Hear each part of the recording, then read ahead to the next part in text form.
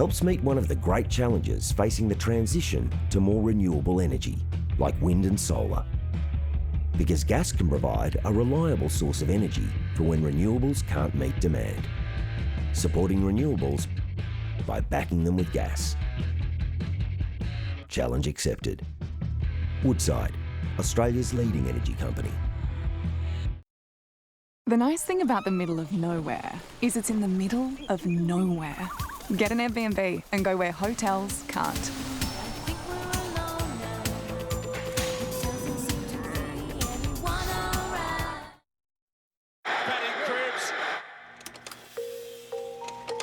I grew up in a small country town called Northampton.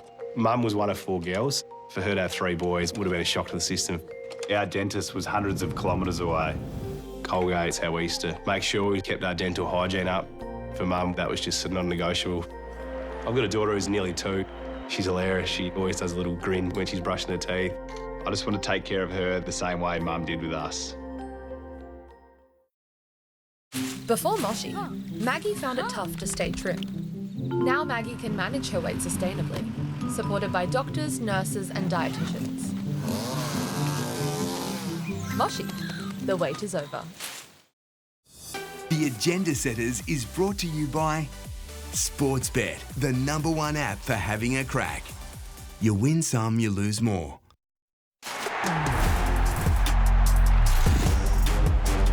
Talk about your midfield.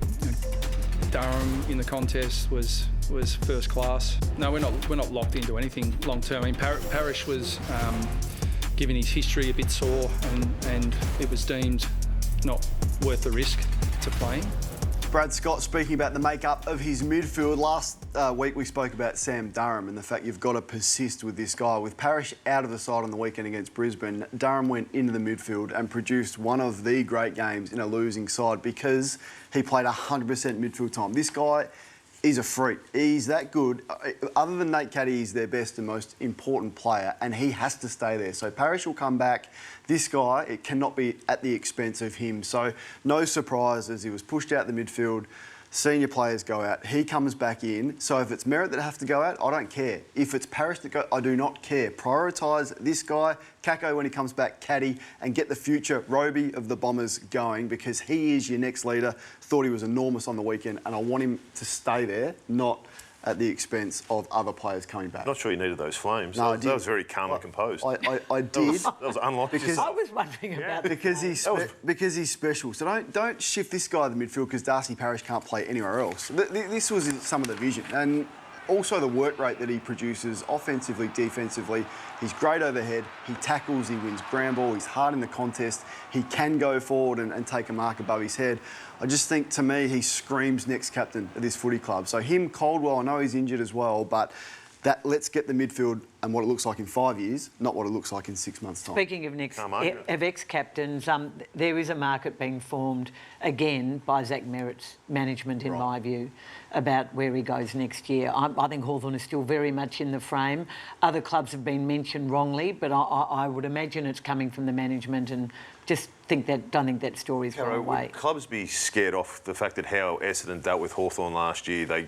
Every club in the AFL would have taken 3 first-rounders for a 30-year-old. Would they be sitting there going, are we going to waste our time, considering if we offer 3, they'll probably ask for 4. We offer 4, they'll probably ask for 5. Zach Merritt has a new manager, and I think it will be handled very differently this year. Do you think he's more likely to get his wish with the new management? Have they got a bit more power than the old ones? Is that what you're suggesting? I just think everyone will have a rethink about the situation at the end of this year. Do you reckon Essendon will be more likely to trade him for the same amount? I certainly think that will be the attempt by the Merritt camp. All right, let's move on to the Bulldogs, because all the talk about them going to the next level was their defensive woes from last year. They're a bit off Broadway because clearly their injury list is piling up and it's been to some key players. But I want to take you back to February to a piece that Luke Beveridge did with the Herald Sun and Jay Clark. And the breakout to this is what they were focusing on. We used to be a very, very good tackling side as far as effectiveness goes, but we went from being one of the best to an also-ran. And he's suggesting that it was so frustrating for it to happen so many times. They worked all pre-season on their tackling technique. This doesn't take talent, and this is where they sit. So they're 16th for broken tackles this season. And Daisy, I don't reckon that's a talent issue. So don't give me English is out or Sam Darcy is out, because this to me is technique, effort and an attitude. So right now, I think we can be critical of the Bulldogs for this. This is just some of the ones they missed on the weekend. You've got to nail that. Kennedy's a good tackler. How can he get out of that tackle, Shea Bolton? Norton, that is a weak, insipid effort. I know he's got a sore hand, but you've got to be better than this if you want to compete with the best sides in it. And maybe this cost them the game and they need to be better. Yeah, they do need to be better. It was interesting to get some insights from Luke Beveridge as to just how they're persisting and what their game plan is going to be ongoing, because they do have the injuries, but he had this to share after the game down in Geelong. You have the choice. You mould a game style and around your group, or you establish a game style that you know will be successful and you ask everyone to come up to it.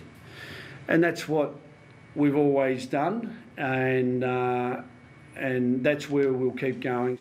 So you get some clear indication as to where they want to go and how they're going to get there. But that, to me, reeks of, if we don't have our best players, it's going to be very hard for the next level to lift, because it just plain and simple is they do not lift to the same level that the very best do. The injury list, as you said, is mounting. But some of these efforts here, I'm not sure that a Bustlinger there is on the same page defensively as a Lob would be if he's across the back line. You come in there through the middle, Selwood doesn't push up, and then all of a sudden, this is what you get. One hits up at the kicker, you get the back space, so effectively you've absolutely defended nothing, and Fremantle have a shot from the goal line as then there's no pressure on the footy. So there's one facet of the play. So the game plan at the minute, this is a D50 stoppage. You sit here, you should never have +2. The captain's looking for a man, he ends up going for no one. You see the space that is provided by the player that he isn't on that comes flying through.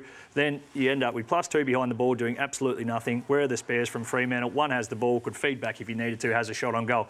So maybe there needs to be a tinkering with that game plan. Yes, that might have been the philosophy, that we have to persist with what will take us to finals. But right now, playing like that with the talent that they've got out there, unfortunately, isn't going to do it, so they may have to tinker with it. Very good vision. Hodgie, the Eagles lost a game that they just shouldn't have lost. There's no doubt about that. Elliot Yeo was very defensive when asked about it in the rooms post-game. Is the feel sort of like they're in a little bit of a rut at the moment? Jesus. No, that's a very, very... that's a very extensive comment. A rut is probably not the right terms. I mean, I would have thought that intent was a lot better than the week before, and we've come up against some very, very good teams.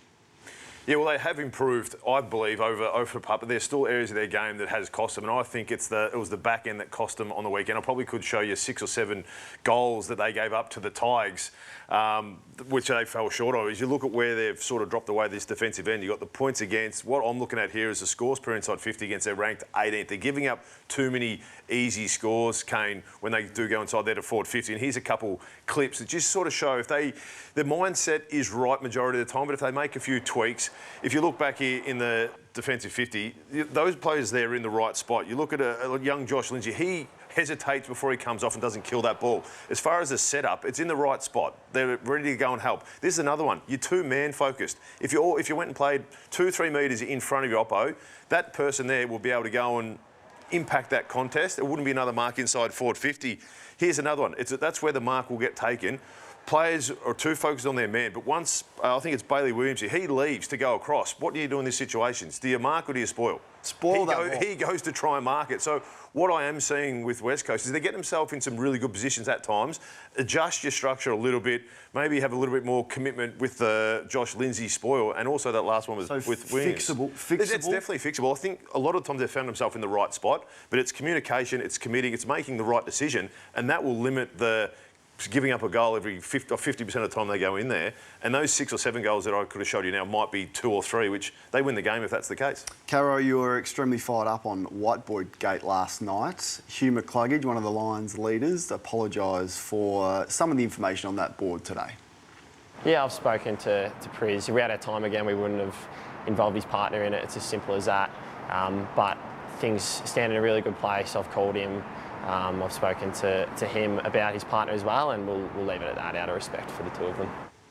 So the Lions captain also said it was regrettable that the story got out, that the whiteboard got out in the first place, which was, of course, it wasn't only the fault of the guy who took the photograph, which was obviously terrible, but the club should have been less sloppy and not had the whiteboard exposed and rubbed it out. Look, if only Chris Fagan had, that's all he needed to say.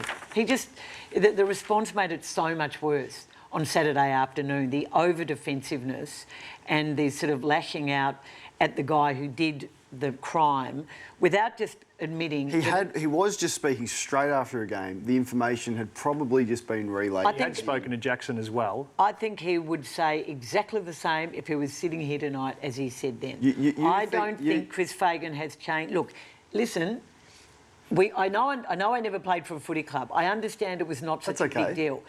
What should have happened is that they should have just said it was really disappointing that it got out and we are embarrassed. And if anyone's offended by this, we're sorry, because seriously, to go on and on and on about the crime when your club has stuffed up and allowed this to be left out, I'm not interested in all that other stuff.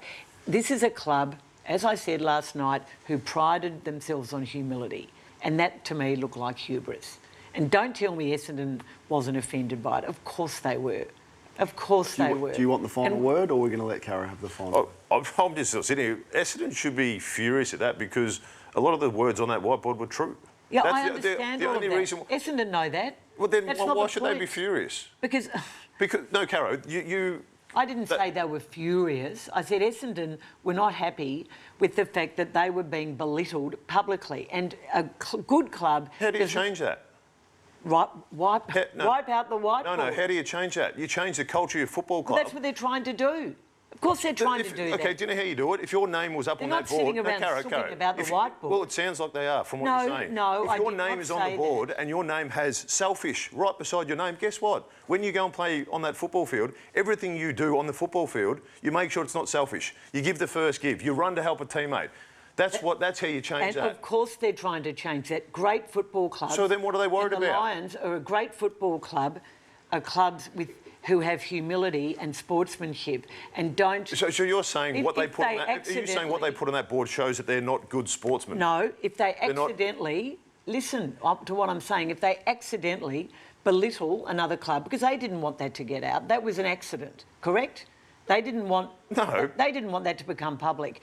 If you make a mistake, and initially it was a bloke who took the picture and also Brisbane, if you make a mistake, put your hand up and say, we really regret this. Hugh just did that. And Bravo, Hugh. That's why we played it. I know, but what I was saying was that you were saying that the Essendon were frustrated, they were filthy that this come out. They weren't It's their own players that got called that because that's how they play on a football field. Don't say don't try and fix it. Of course they're trying to fix it. Daisy. Harder.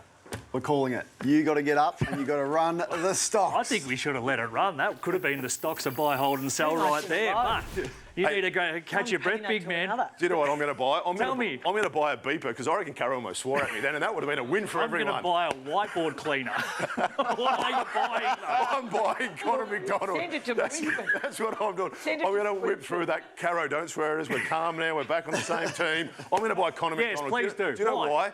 I've lost my reason because I'm scared of Caro, but this is the reason why. Because he's having one of the best seasons he's had so far. He's a connector. He got fit, he went away, he had some unbelievable time in the midfield. And look at these. All the stuff here, he's been able to have a real impact because there's a spot left that Merritt wasn't able to go and fill. He's been able to stand up. That's why I'm buying him. I can't believe that you're puffed. I'm buying Fremantle and what they're doing. We saw a bit of the vision there against what they did to the Western Bulldogs. But inside forward 50, you want the ball in there. If your bigs don't compete, they bring it to ground. And this is why. The only team in the competition with a positive ground ball get number. Look at the numbers there. Bolton, Dudley, Tracy, big man, Reid in there as well, Sarong. They do it in the air and on the ground as well. That's why at the minute they are a big double threat. What are you holding? I'm holding the medical team. That's what I'm holding. There's a lot of talk about the medical team. First of all, Andrew Lambert, we don't need to see the vision again. I know he's already embarrassed, but he's made the Hawks injury